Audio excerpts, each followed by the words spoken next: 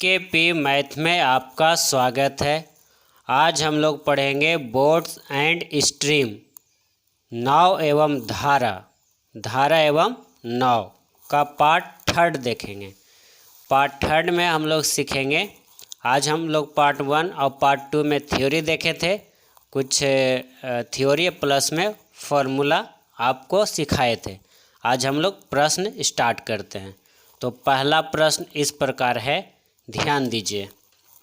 कहता है शांत जल में किसी नाव की चाल 8 किलोमीटर प्रति घंटा है एवं किसी नदी में धारा 2 किलोमीटर प्रति घंटा है, तो उस नदी में धारा के साथ नाव की चाल क्या होगी एवं धारा के विरुद्ध नाव की चाल क्या होगी, यह कितनी होगी। ठीक है, तो आपको बताया गया था कि शांत जल में नाव की चाल x और धारा की चाल y। अगर धारा के साथ पूछेगा तो x प्लस y और धारा के विरुद्ध कहेगा तो x माइनस y। तो आप आराम से बना सकते हैं, कोई प्रॉब्लम नहीं है। चलिए हम बना देते हैं। तो कह रहा है धारा के साथ नाव की चाल ये निकालना है। ठीक है, तो हम लोग क्या पढ़े थे, x प्लस वाई किलोमीटर प्रति घंटा, x प्लस वाई किलोमीटर प्रति घंटा। तो x कितना है 8, y कितना 2, तो 8 2 10, 8 है और 2 कितना हो गया 10, यानी 10 किलोमीटर प्रति घंटा। ये आपका धारा के साथ निकल के आ गया। अगर इसी में पूछ देगा, पूछ रहा दूसरा धारा के विरुद्ध, धारा के विरुद्ध या विपरीत प्रतिकूल नाव की चाल, ये आपको पूछेगा। तो क्या करना है, x माइनस वाई किलोमीटर प्रति घंटा। तो x कितना है 10, y कितना है 2, घटा दिए 10 में से 2 गया कितना 10 नहीं 10 नहीं है 8 है, ये 8 है, सॉरी 10 नहीं है 8 है, प्रश्न में 8 है। तो 8 में से 2 गया कितना बच गया 6 किलोमीटर प्रति घंटा, 6 किलोमीटर प्रति घंटा। तो ये आपका पहला प्रश्न हो गया। दूसरा प्रश्न देखिए, बिल्कुल एकदम बेसिक से है, पहले बेसिक से फिर हम लोग बड़े बड़े प्रश्न को भी देख लेंगे जो मेंस में पूछे जाते हैं। दूसरा प्रश्न है शांत जल में किसी नाव की चाल 10 किलोमीटर प्रति घंटा है, किसी नदी में धारा की चाल 6 किलोमीटर प्रति घंटा है, तो उस नदी में नाव धारा के अनुकूल 240 किलोमीटर दूरी तय करने में लगा समय क्या होगा। यानी कि दूरी दिया हुआ है कि कितने 240 किलोमीटर दूरी क्या करता है, तय करना है। तो शांत जल में लिख के बनाते हैं, शांत जल में नाव की चाल 10 किलोमीटर प्रति घंटा है और धारा की चाल कितना है, धारा की चाल है, आप प्रश्न में देखिए धारा की चाल है 6 किलोमीटर प्रति घंटा, ये दिया हुआ है। तो धारा के अनुकूल नाव की चाल क्या हो जाएगा, तो जुड़ जाएगा, धारा के अनुकूल निकालेंगे, धारा के अनुकूल नाव की चाल तो क्या हो जाएगा x प्लस वाई, यानी 10 प्लस कितना 6, यानी 10 प्लस 6 कितना हो गया 16 किलोमीटर प्रति घंटा। अब कहता है कितना दूरी तय करता है, तो ये दूरी तय करता है 240 किलोमीटर।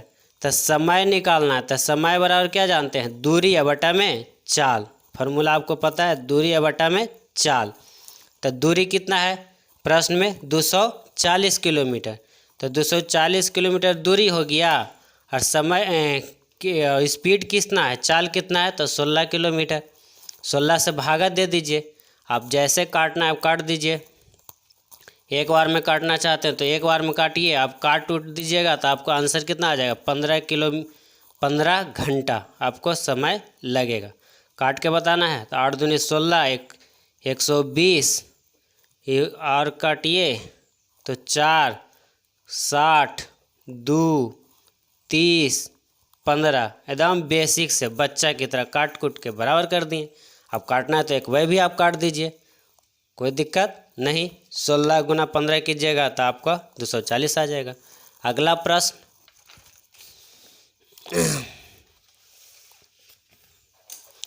ये आपका अगला प्रश्न है। अगला प्रश्न क्या कहता है, शांत जल में किसी स्टीमर की चाल 30 किलोमीटर प्रति घंटा है, किसी समुद्र में धारा की चाल 10 किलोमीटर प्रति घंटा है। कोई प्रॉब्लम नहीं। तो उस समुद्र या सागर में धारा के प्रतिकूल 150 किलोमीटर दूरी तय करने में स्टीमर को कितना समय लगेगा? तो बस घटा देना है और उससे वही जो काम किए तो भागा दे देंगे घटा करके चाल। तो लिख कर बता देते हैं, शांत जल में स्टीमर की चाल दिया हुआ है आपको प्रश्न में, कितना दिया हुआ है? 30 किलोमीटर प्रति घंटा। और शांत जल में धारा की चाल दिया हुआ है कितना? 10 किलोमीटर प्रति घंटा। अब प्रतिकूल पूछ रहा है, प्रतिकूल मतलब विरुद्ध, विपरीत। तब प्रतिकूल का आएगा तो 30 - 10 यानी x - y किलोमीटर प्रति घंटा। तो घटा देंगे तो कितना होगा? 30 में से 10 गया, बच गया कितना? 20 किलोमीटर प्रति घंटा। यहाँ तक कोई दिक्कत नहीं। अब कह रहा है कितना दूरी तय करता है? विपरीत दिशा में कितना? प्रतिकूल कितना? 150 किलोमीटर। तो समय बराबर आपको तो पता है, क्या जानते हैं? समय बराबर जानते हैं दूरी बटा में चाल। दूरी बटा में चाल। तो दूरी कितना? 150 और चाल कितना?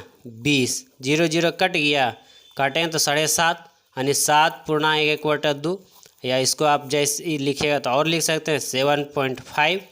अब जिस हिसाब से आपका रहेगा ऑप्शन आप उसको कर देना है, टिक लगा देना है। तो ये आपका आंसर निकल के आ गया। इतना क्या? घंटा। इतना 7.5 घंटा। तो आप 3 प्रश्न आपको बताए एकदम बिल्कुल बेसिक से। आगे आपको होमवर्क में दे रहे हैं। होमवर्क आपके प्रश्न 3 राइटर बुक है, निकालिए।